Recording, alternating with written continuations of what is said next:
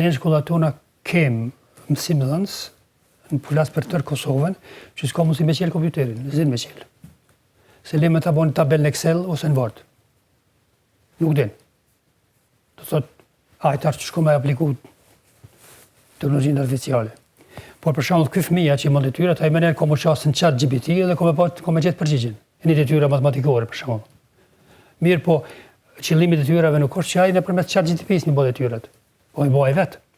Dhe unë kisha si kisha lanë ashtu, po bëj vetë. Është e rrezikshme kjo për mësimdhënien? Pa asnjë dyshim, sepse ti nuk e angazhon trun atëherë. Ti thu chat GPT-s, ai ta çet detyrën gatshme, ja jep ekuacione ai ta zgjedh, nuk është problem fare. Ato që qarkullojnë për Facebook, dhe gjithmonë i kemi, po ato detyrat që qarkullojnë. Ti thu chatit ai më herë ta jep rezultatin. Edhe fëmia e përdor shumë mirë këtë.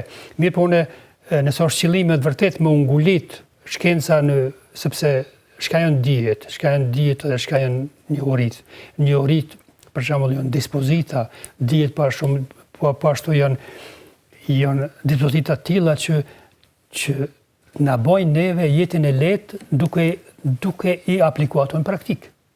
Që ato janë aftësitë dhe shkallësitë. Mandena duke aplikuar ato në praktik fitojmë shkallësi të reja për jetën. Qëllimi pra është në kur marrë dhe diçka të gatshme. Që ta zgjedh ChatGPT-ja, po me zgjedh ti vetë, mënyrë që nesër mbas nesër rrëmën në aftësive tua, diturive tua dhe shkallësive tua me aplikun jetë. Çfarë është qëllimi krejt? Mu përrit për jetë. Derisa ne po shkojmë në këtë drejtim pra, në një botë që është, le të themi, në ardhmen ndoshta do të jetë e ndërvarur tërësisht nga inteligjenca artificiale. Ndërkohë në shkollë kemi pra dy shtresat shoqërisë, njëra që është mësimdhënës dhe tjerë që janë mësimdhënës fëmijët. Dhe nëse fëmijët janë më të aftë në këtë aspekt se sa vetë mësimdhënësit, atëherë si do të ndërveprohet aty.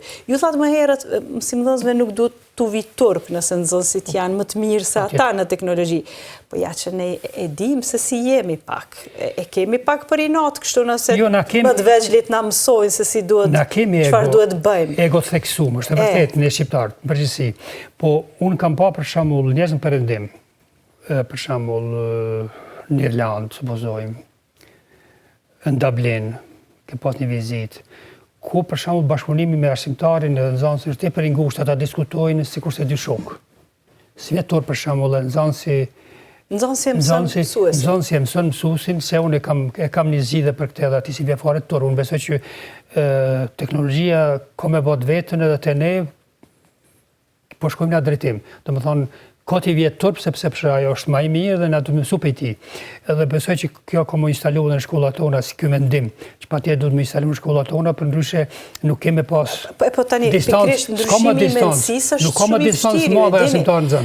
Ju e dini që ne kemi sistem klasik ku autoriteti është mësuesi dhe nxënësit janë dëgjuesit. Unë e shoh autoritetin edhe kur jemi te autoriteti që do më bëni fare digresioni.